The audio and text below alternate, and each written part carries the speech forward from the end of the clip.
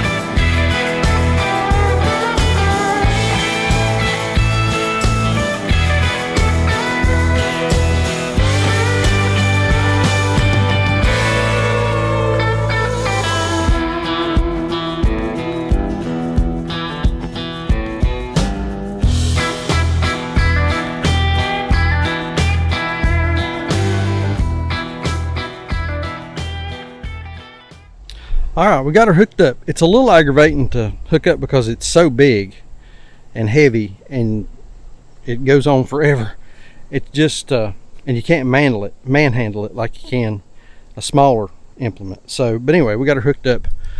Standard 3-point deal, top link, 2 loader arms, and then the PTO connects. Now, what I hooked up here, this is the control panel, and this has got the levers that operate the hydraulic cylinders on it, and also engage the drive for the head to work. So articulates up and down, in and out, and then the head tilts back and forth, side to side. And this has got the hammer. I call these hammers. This thing spins at pretty high RPM. These are heavy metal hammers. They basically just beat everything into submission. And then it's got a roller here on the back to try to help keep you out of the dirt and without digging into the ground too bad. So we're going to get to mowing with this thing, see how it goes. I'm going to put some headphones on because this thing's pretty loud, and it does make it can make a mess, and it can be destructive. If you get into a fence or something like that, it'll tear it all to pieces. So knock on wood, we won't get into any of that today. Again, I've only used this thing a couple times, so I'm not an expert. This is not a how-to, so we'll just see how this goes. This is, like I said, the Rhino 1348. It's got a 48-inch cutting head on it. This is what you see a lot of folks out mowing road banks along the highway. This is what they're using. Those guys, man, they fascinate me because they get on those things and they're going down the road, 15-20 miles an hour, just mowing like crazy. They've had a ton of experience. So pray for me. Let's see how this works out.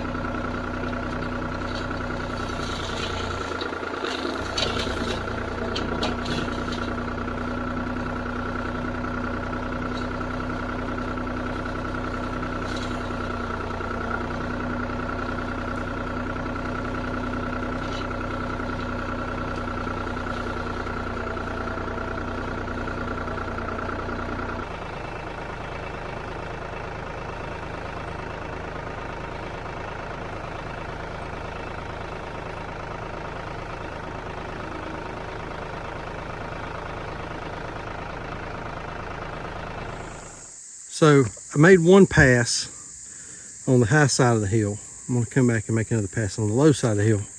We've got some water hose stretched out through here for whenever we've got cattle in this upper pasture here, we can get water to them. So I was out here moving the water line, and I found some yellow jackets. Where'd they go?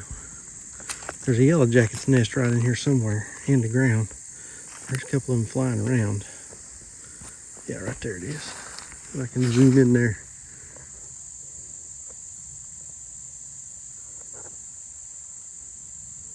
There it is.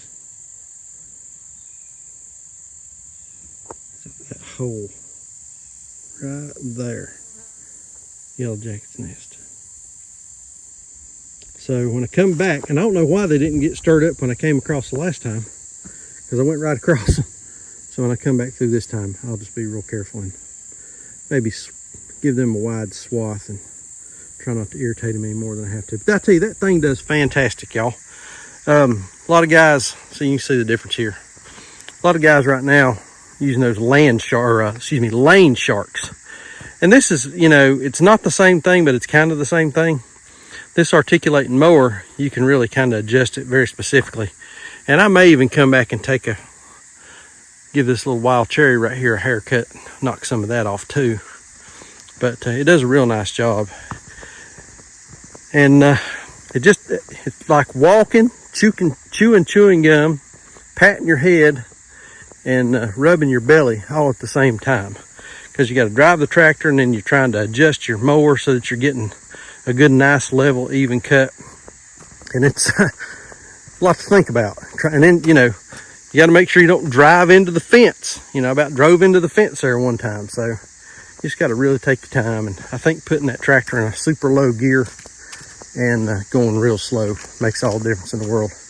Kind of just let the tractor pull itself. So, all right, let's do this other swipe here and see how it's going to turn out and what it's going to look like.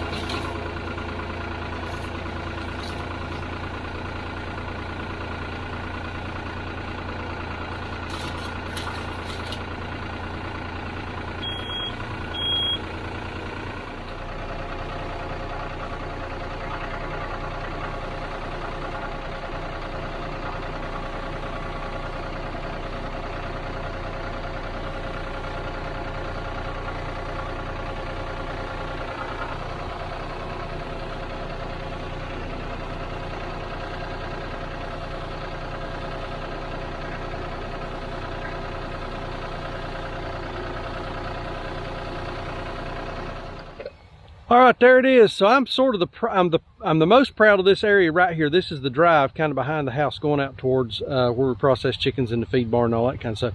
I kind of had the groove going whenever I was mowing here. Like I said a while ago, that thing is like trying to walk, chewing gum, pat yourself on the head and rub your tummy and recite a poem all at the same time. You know, you got so many things going on, adjusting, moving in and out, and trying to drive the tractor. So it's a little complicated, but it does a really nice job. We're gonna have to go back on a few places and just kind of trim up with the weed eater just to make it look a little nicer, clean it up and that kind of thing. So I know this isn't pigs, cows, or chickens, but you know, we do a lot of different stuff around here, and today this was just what I was working on. Thought I'd shoot a little video and show y'all a new, or not a new, but a piece of equipment that we've never talked about. But anyway, like we always say, please keep us in your prayers. May God bless you and your families, and we'll see you on the next video. Thanks.